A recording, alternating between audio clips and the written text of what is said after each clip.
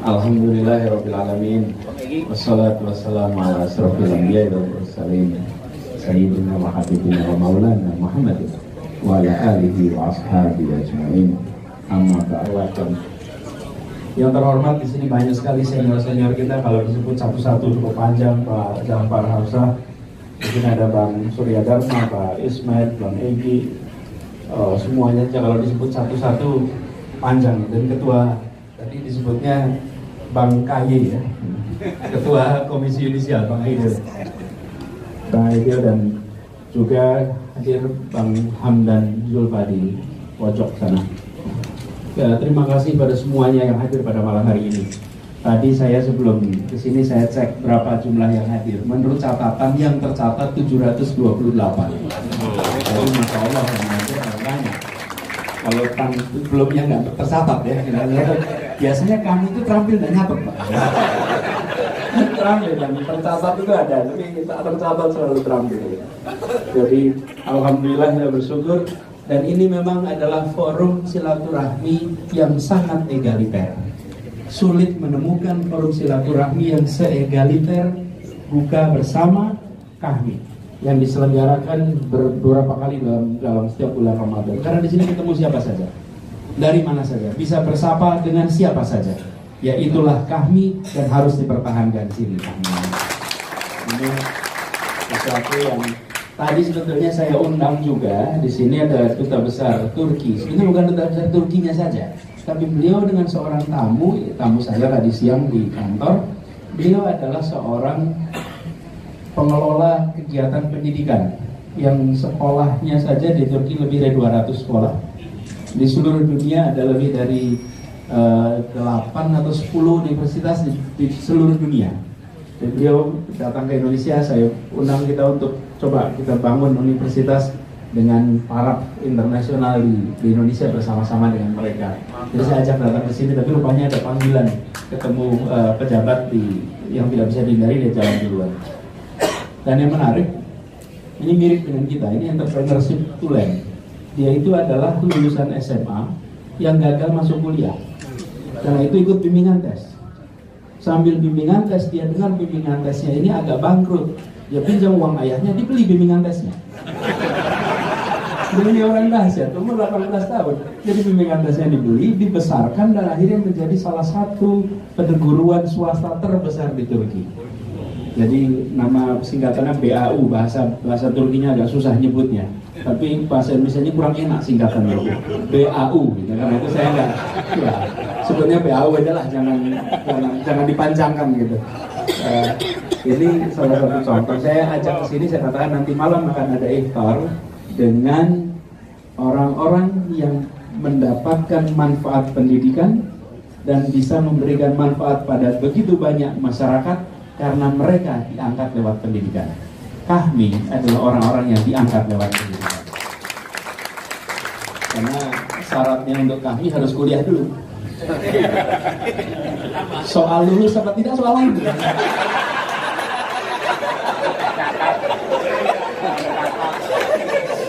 Dan tidak ada catatannya lulus berapa tahun, tidak ada. Biasanya makin panjang lulusnya makin tampil organisasinya.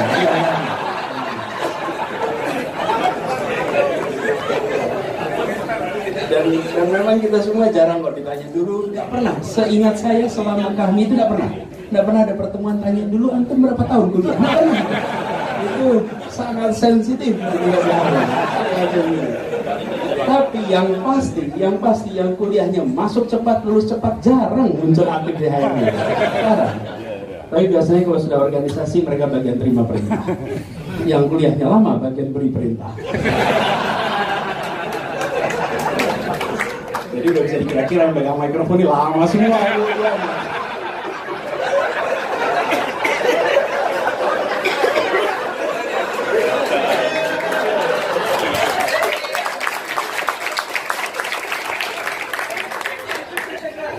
Jadi, iya, ini begitu nyebut lama kuliah mah agak sensitif.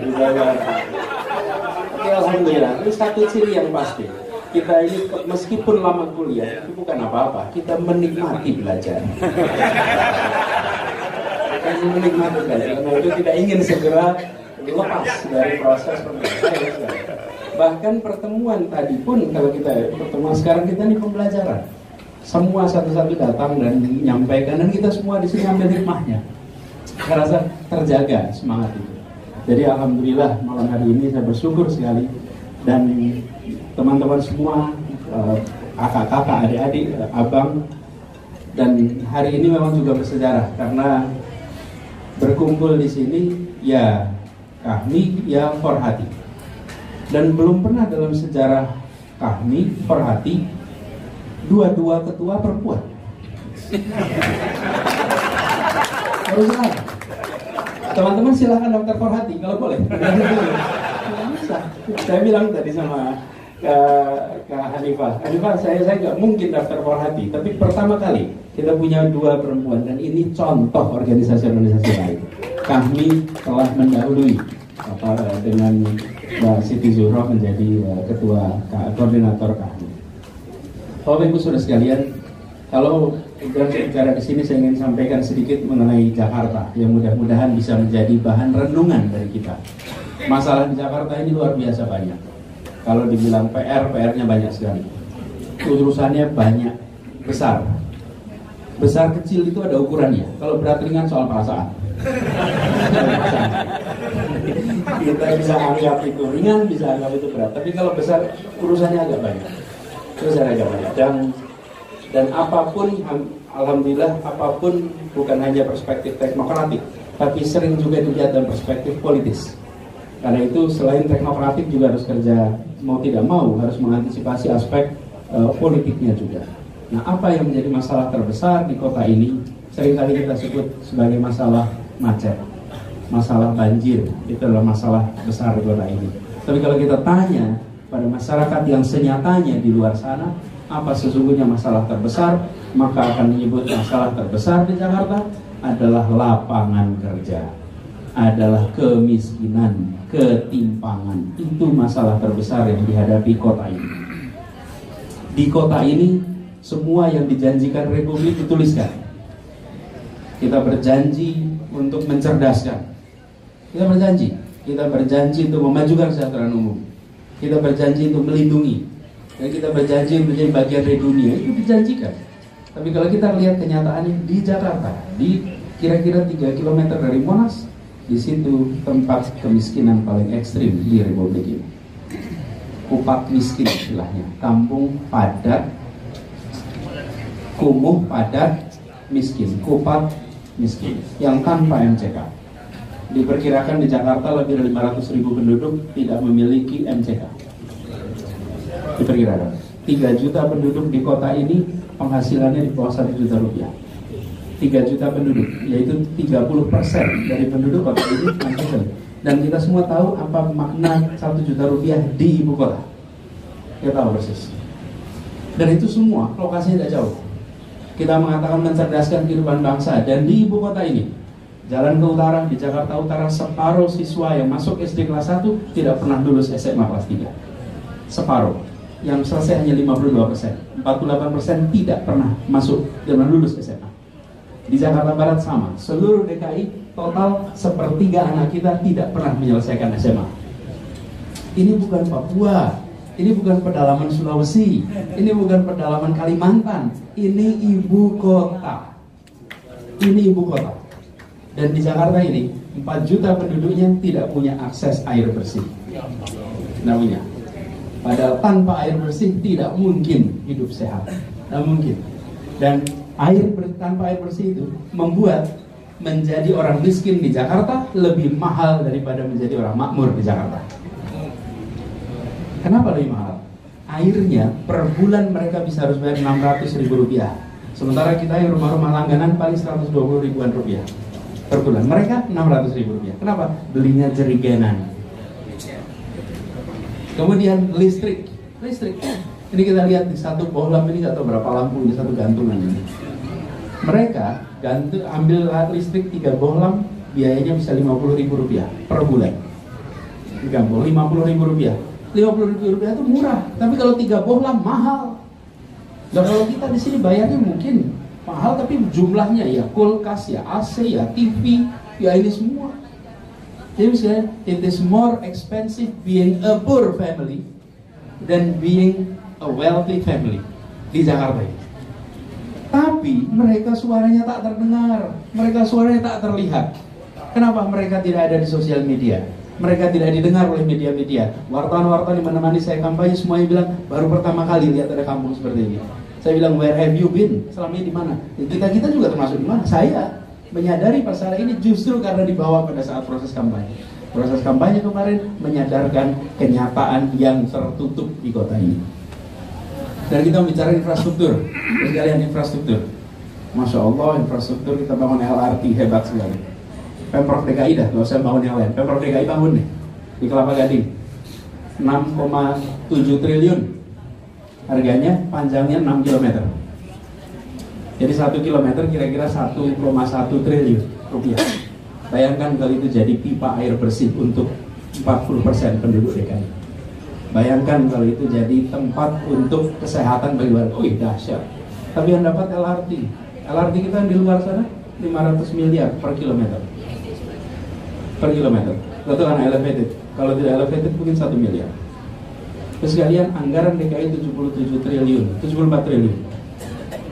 Dan tantangan kita adalah selama ini prioritasnya adalah memberikan fasilitas pada kelompok yang sudah makmur. Kemarin yang berjuang adalah mereka yang di bawah. Kemarin yang berjuang adalah kemarin mereka yang ingin mendapatkan porsi lebih adil. Karena itu target kita menghadirkan keadilan bagi mereka. Sekarang bergeser. Yang besar biar terus besar, tidak perlu dikecilkan. Tapi yang kecil harus dibesarkan. Yang kecil sudah terlalu lama dibesarkan. Nah, sekarang karena itu, dan alhamdulillah untungnya kemarin pada masa perjuangan kemarin, semua yang berjuang ini, seluruhnya kita semua yang terlibat dalam perjuangan, semuanya datang dengan iuran. Iuran semuanya. Ya, iuran pikiran, iuran tenaga, iuran, semuanya iuran, iuran harta, iuran semuanya. Dan alhamdulillah yang besar-besar tidak ikut iuran di tempat ini. Salah perhitungan rupanya. Tapi artinya ini menjadi amanat. Saya dapat tugas di depan, tapi ini adalah amanat yang diemban pada kita semua. Karena kita diberikan amanat untuk mengembalikan tujuan utama bernegara yang diproklamasikan di tempat ini. Kalau dihitung jarak dari sini mungkin hanya 2 km tempat proklamasi itu dikumandangkan dari tempat kita berkumpul. Dan kita berkewajiban melunasi. Kalau itu tidak lunas di Jakarta, di ibu kota, bayangkan yang di luar sana akan jauh lebih sulit sekali. Saya rasa ini tantangan terbesar dan kita berusaha sekali untuk menggeser. Ini bukan sesuatu yang sederhana karena ini bukan perubahan dalam artian retorik, tapi yang harus diterjemahkan dalam bentuk kerja teknokratik pada perencanaan pembangunan yang benar, kemudian pada pelaksanaan pembangunan yang benar. Jadi ini saya membayangkan seperti naik kapal tanker yang panjangnya 1 km. Kalau mengubah arah itu harus memutar kemudi berpuluh-puluh kali. Baru pada kilometer ke-7 mungkin nampak itu geser. Sebelum itu akan belum nampak kelihatan. Kalau mau main speedboat, maka atraksi politik diperbanyak. Atraksi politik itu akan kelihatan seperti ada perubahan. Tapi tunggu kilometer ke-7, nggak akan muncul perubahan itu. Kita rasanya sedang menyaksikan hari ini di Republik ini, bukan? Nah ini sensitif nanti. Jadi kalau kami melihat karena itu perlu kerja teknokratik, karena itu kami membayangkan usaha untuk mengubah arah di Jakarta tidak dalam artian nampak hasilnya besok atau lusa, atau nampak hasilnya sekedar dalam jangka pendek. Karena seperti contoh, kita membereskan soal air bersih saja. Apakah akan muncul besok efeknya? Belum. Karena nanti akan munculnya dalam jumlah orang sakit menurun setelah sekian waktu. Jadi efeknya itu akan panjang, itu kebutuhan dasar. Saya setuju bahwa pembangunan membutuhkan infrastruktur keras. Tapi saya khawatir infrastruktur keras yang kita pikirkan adalah infrastruktur transportasi, infrastruktur konektivitas. Padahal dibutuhkan infrastruktur dasar keluarga. Mulai 2009 di Indonesia lebih banyak orang tinggal di kota daripada di desa. Dan infrastruktur kota kita ini belum tumbuh berkembang. Kami semua ini para perencana kota yang bekerja di kota, pemerintah kota berpikirnya seperti kita masih tinggal di pedesaan. Di pedesaan itu perlu air, tinggal gali sumur. Di mana? Di halaman rumahnya. Perlu membuang sampah, tinggal gali lubang di sekitar rumahnya. Selesai air dipakai, tinggal buat lubang, airnya dimasukkan ke tanah, selesai. Di sini nggak mungkin. Kepadatannya tidak mungkin kita melakukan itu semua. Mindsetnya harus berubah. Karena itu harus dibangun infrastruktur kota. Sayangnya yang sering dibangun infrastrukturnya transportasi. Bukan itu tidak penting, itu penting. Di Jakarta harus diselesaikan juga. Tapi kami melihat salah satu masalah mendasar adalah ketimpangan ini dengan kebutuhan dasar yang harganya mahal. Karena itu kita berencana juga menyiapkan rumah. Di Jakarta ini salah satu masalah terbesar adalah rumah. Terus kalian, believe it or not, separuh penduduk DKI adalah kontrak. Ini yang kami masih pada kontrak nggak nih?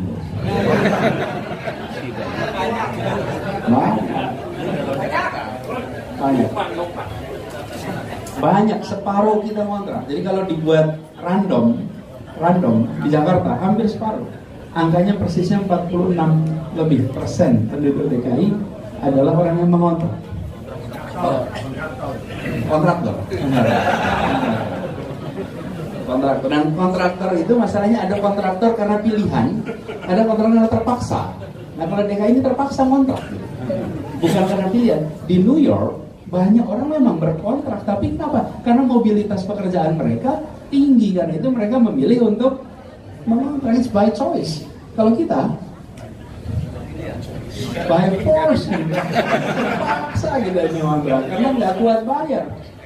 Dan harga, padahal kepemilikan rumah di DKI adalah eskalator sosial ekonomi. Sama-sama penghasilan 7 juta, yang satu kredit rumah, yang satu tidak kredit rumah. Setelah 10 tahun, maka net asetnya yang punya rumah akan jauh lebih tinggi karena dia terbawa naiknya harga tanah dan bangunan di Jakarta. Yang tidak punya rumah tidak ikut terbawa oleh naiknya tanah bangunan karena nggak punya. Karena itu kenapa kita punya program yang DP 0 rupiah. Dan DP 0 rupiah itu di sebelah sana ramai betul soal DP 0 rupiah itu. Lalu ini padahal manfaat orang banyak. Banyak justru dengan kita memberikan, karena masalah terbesarnya bukan pada angsuran tapi pada DP. Itu ya. Yang kedua adalah soal entrepreneurship. Kita ingin mendorong agar ini Jakarta ini kota jasa. Kota jasa, peluang usahanya besar.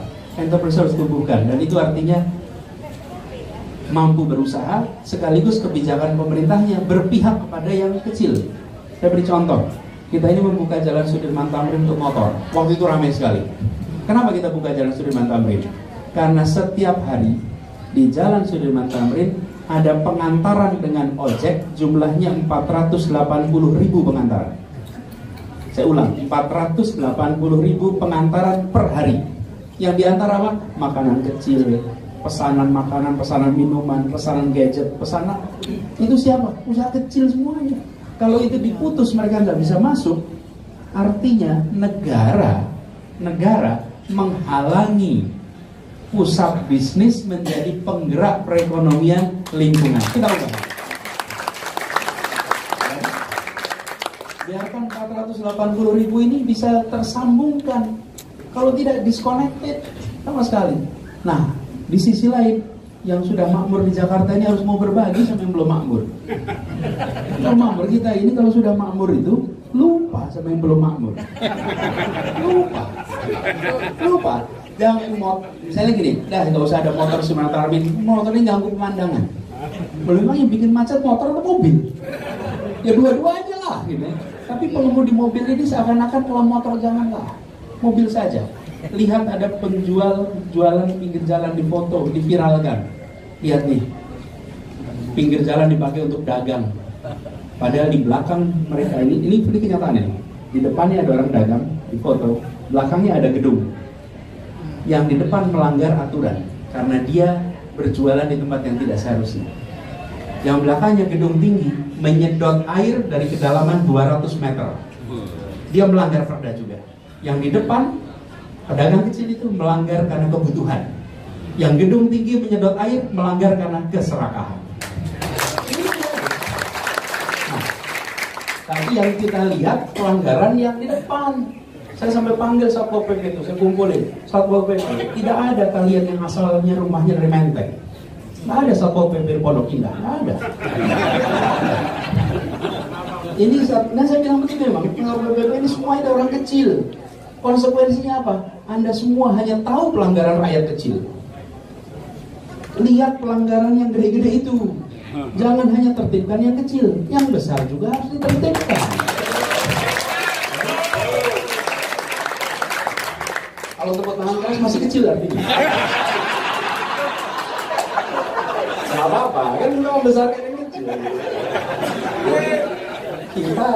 Kita ini ingin agar fair, adil.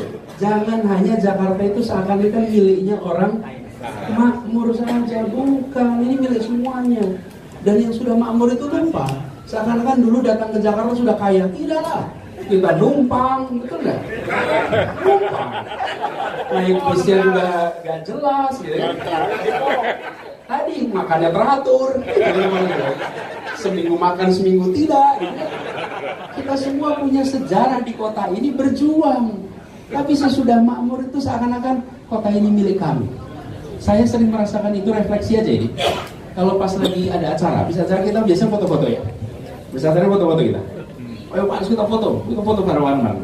Nanti sesudah foto-foto itu selalu ada yang bilang, udah Pak Anies capek, udah capek. Saya perhatikan yang bilang capek itu udah selfie pasti.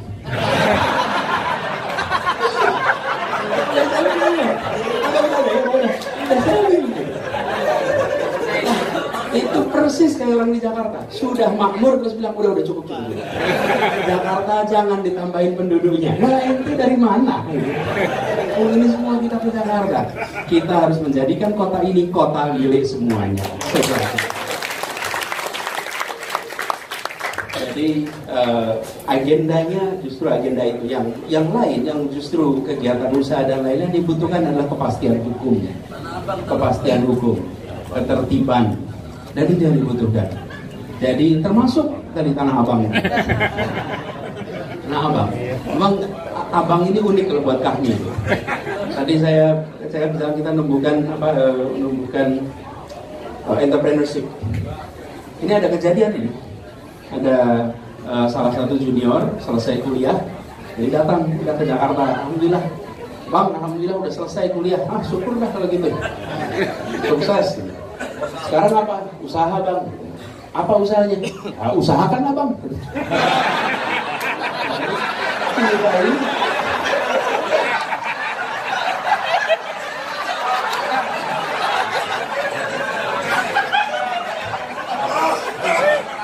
Pokoknya kalau kami itu terampil betul lah.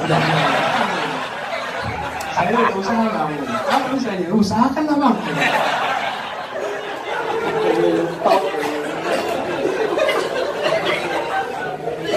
Kembali ke Tanah Abang, sama Tanah Abang itu. Saya cerita sedikit Tanah Abang boleh ya? Soalnya bantu jelasin juga nanti. Tanah Abang itu salah satu tempat paling ramai. Kenapa? Karena di situ berkumpul dua kegiatan utama. Tempat ini usianya sudah 300 tahun lebih, Tanah Abang ini. Satu adalah kegiatan transportasi, karena ada stasiun Tanah Abang yang keluar masuk 178.000 orang dari stasiun itu. Lalu yang kedua adalah kegiatan perdagangan di tempat yang sama. Stasiun Duku Atas hanya transportasi, pasar yang lain hanya pasar saja. Kalau Tanah Abang itu dua-duanya jadi satu. Karena itu kita ingin menatanya, lihat hulu masalahnya. Hulu masalahnya tercampur antara mereka yang melakukan kegiatan transportasi dengan yang melakukan kegiatan perdagangan. Selama itu kecampur, susah ngatur. Dan ada 178.000 orang keluar masuk, ya otomatis orang dagang lah di situ. Ada pertandingan futsal aja pada dagang. Apalagi 100, kan ini ada gula, ada semut. Jadi yang mau kita lihat adalah banyak sekali orang yang berjualan itu. Kalau dalam perbelanjaan ada istilahnya impulsive shopping, belanja yang tidak direncanakan. Biasanya kalau kita ke 7-Eleven itu dekat kasir biasanya ada barang-barang di situ. Nanti terus kita beli kan, itu kaki lima sebetulnya. Karena dia menjajakan yang tidak kita rencanakan. Lihat permen karet jadi beli, lihat ini jadi beli. Padahal ketika masuk toko nggak berencana. Itu namanya impulsive buying.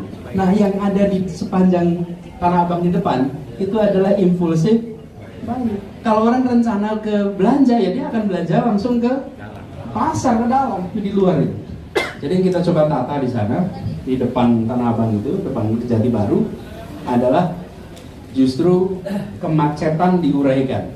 Biasanya angkot, ojek itu mangkal depan stasiun. Tambah kaki lima, tambah orang jalan kaki. Jadi di situ padat sekali. Dan itu kemudian kita kosongkan jalannya. Kendaraannya jemput di ujung, disiapkan kendaraan bis untuk berputar. Satu jalan dipakai untuk pedagang kaki lima. Kemudian mereka yang mau ke kantor turun ke sana, dia langsung bisa naik bis ke tempat ada ojek atau ada angkot atau jalan kaki.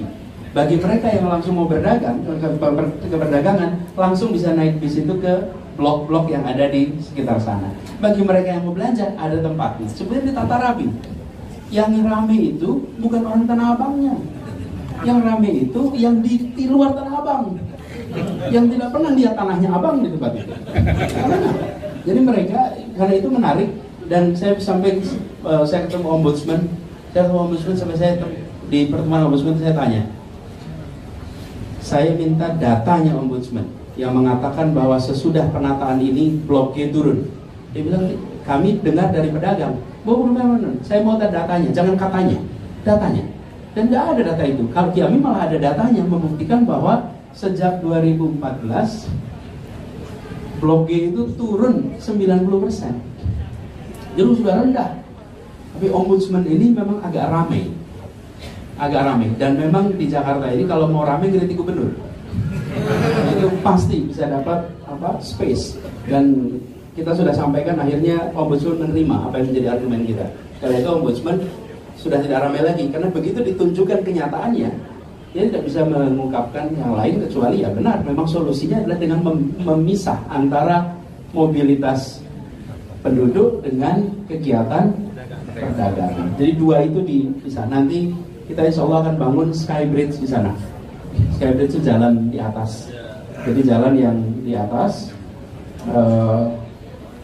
flyover tapi hanya untuk jalan kaki. Jadi nanti keluar dari stasiun Tanah Abang langsung naiknya lantai 2. Jadi yang jalan kaki naiknya di atas, yang mau sambil belanja silahkan turun. Yang mau langsung ke pasar bisa langsung ke pasar. Dipisahkan. Lagi-lagi intinya adalah memisahkan berjalan kaki dari stasiun dengan kegiatan perdagangan. Banyak sebetulnya bagi sekalian teman-teman yang menjadi masalah di tempat ini. Tetapi menurut saya kalau filosofinya adalah menata untuk adil, saya rasa kita akan ketemu pendekatan yang lebih mudah-mudahan lebih baik untuk semuanya. Termasuk soal, saya nyebut soal air tadi. Wah, air di Jakarta ini salah satu masalah terbesar. Kota ini turun per tahun 7 cm. Seluruh kota. Yang tidak turun itu Pasar Rebo. Jadi yang rumahnya Pasar Rebo itu nggak bergerak. Tapi yang tempat lain itu turun 7 cm. Pasar Minggu, Pasar Rebo itu stabil. Entah kenapa. Tapi di tempat lain turun 7. Dan dari pesisir turunnya per tahun 20 cm. Jadi 10 tahun lagi di pesisir bisa naik, bisa turun 2 meter. Karena dan ini kenyataan akibat air yang di pesisir itu ada rock. Sebetulnya bukan air permukaan laut yang naik. Kalau air permukaan laut naik, harusnya sepulau Jawa kena rock. Ini karena tanah kita turun. Maka ketika naik yang normal jadi banjir. Naiknya sih naik turun dari ratusan tahun begitu. Tapi tanahnya yang turun. Di Sudirman Tamrin ini kita lakukan pemeriksaan kemarin. Ada 78 gedung tinggi. Itu yang punya sumber resapan cuma satu. Yang sumur resapan sesuai aturan, yang lainnya nggak ada. Bahkan ada yang tidak punya sumur resapan, nyedot air sebanyak-banyaknya. Ada salah satu hotel itu sampai saya ketemu dengan manajernya. Saya bilang sama manajernya, saya setiap kali masuk ke tempat seperti Anda selalu ada tulisan di kamar mandi itu, help us to conserve water, please reuse towel, gitu kan? Pakai anduknya 2 kali, bantu kami menghemat air. I have done my part, saya sudah mengerjakan bagian saya. Tapi tempat Anda justru airnya itu dibuangnya kemana? Ke selokan. 1 bulan yang dibuang ke selokan dari tempat seperti ini itu bisa sampai 15.000 meter kubik satu gedung. Kalikan aja 78 gedung, itu dahsyat. Itu nggak kelihatan, nggak ada yang motret, nggak ada yang mau viralkan. Tapi pedagang kaki di depan gedung-gedung itu ada yang motret, ada yang mau viralkan.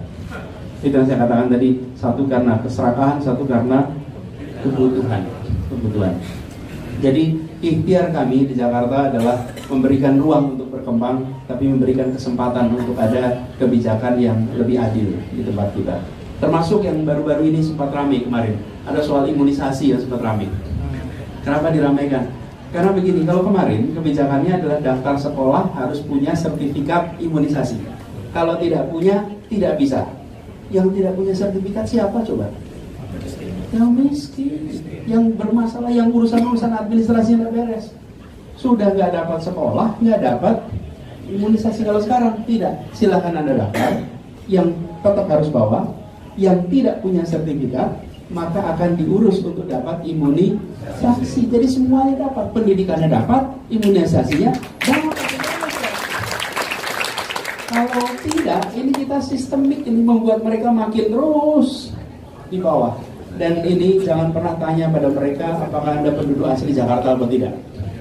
Jangan pernah, karena nggak tega nanya itu. Nggak tega, betul. Saya datang ke Bukit Duri. Di Bukit Duri itu ada orang yang digusur waktu periode sebelumnya, digusur keras. Saya datang ke rumahnya di pinggir, ini Pak, ini bekas rumah saya. Saya tanya, yang tinggal di sini sejak siapa? Jawabnya, ayah saya tahun 34 almarhum itu dilahirkan di tempat ini. Jadi jangan berasumsi kalau di pinggir begitu berarti pendatang. Tidak. Tahun 34 tahun kita tahun 34 belum ada yang di Jakarta. Ini mereka sudah tempat. Jadi tidak ada hubungan antara oh ini orang luar, tidak. Tidak. Dan karena itulah kita ingin coba terapkan kebijakan. Ini perlu waktu. Dan ini akan tentu berhadapan dengan mesin status quo yang tidak mau begitu saja berubah. Tapi insya Allah doakan agar ikhtiar ini bisa jalan. Nah, jadi soal teknokratik dan lain-lain. Kemudian bismillah, nanti insya Allah kalau kita bisa jalankan dengan baik, mudah-mudahan Jakarta berubah. Dan kalau Jakarta terasa lebih adil, mudah-mudahan punya efek juga pada tempat-tempat yang lain. Dan ini bagian dari perjuangan yang semua. Dan karena itu kami merasa yang dibebankan pada pundak saya dan Sandi itu lebih dari sekedar soal pemenangan. Ini adalah soal menjalankan amanat untuk bisa adil. Mudah-mudahan kita didekatkan dengan ikhlas, didekatkan dengan adil, dan insya Allah bisa menuntaskan ini dengan sebaik-baiknya. Dan tidak kalah penting, bagaimanapun juga bawa nama KAHMI, bagaimanapun juga. Karena kita menurut catatan mungkin ini selama ini belum ada yang alumni HMI tugas di Gubernur DKI. Karena itu baru pertama kali. Sebelum-sebelumnya biasanya akademi militer. Belum ada yang di kampus, Pak. Kalau tidak STPDN. Tapi belum ada juga STPDN. Pak Fauzi Bowo sempat sebentar, Pak Fauzi Bowo setahu saya tidak aktif di ini juga kuliah di Jerman. Karena itu insya Allah mudah-mudahan bisa menjaga nama ini dengan sebaik-baiknya dan memberikan manfaat bagi semuanya. Mungkin itu dari saya, kurang mohon maaf. Assalamualaikum warahmatullahi wabarakatuh. Silakan.